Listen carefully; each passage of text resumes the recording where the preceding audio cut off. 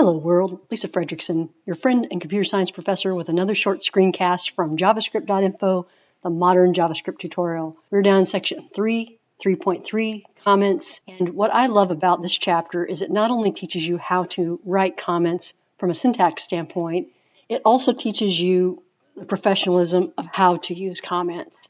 There are basically three ways to make a comment in JavaScript. You can use // and make a single line comment, /*/ and make a multi-line comment similar to CSS, or you can use the // at the end of a statement and put your comment there.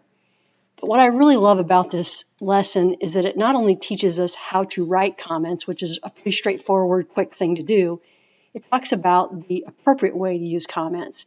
It discusses that if you have good variable and function naming conventions, the code is somewhat self-documenting and doesn't need to be commented, and that's the best code of all. And then some good examples of bad comments that just clutter up the code and explain what is already obvious.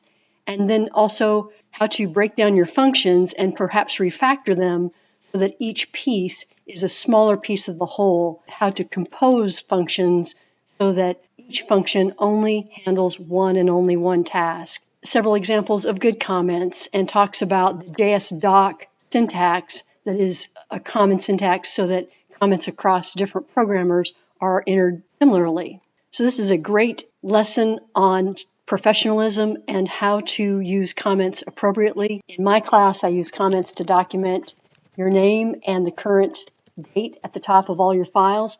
I also want you to use comments anytime that it helps you. Sometimes it helps me use comments to break down a problem into its steps. Sometimes I'll want to leave a comment myself because I want to come back and study that. Even if it works correctly, I'll want to refactor it again later. Or you can use comments to communicate with me. Perhaps you'll have an issue that you want to discuss further. Leave a comment. So for our class, comments are all good. At javascript.info, he not only teaches you how to make comments, but also how to make professional comments when you're on the job. Thank you.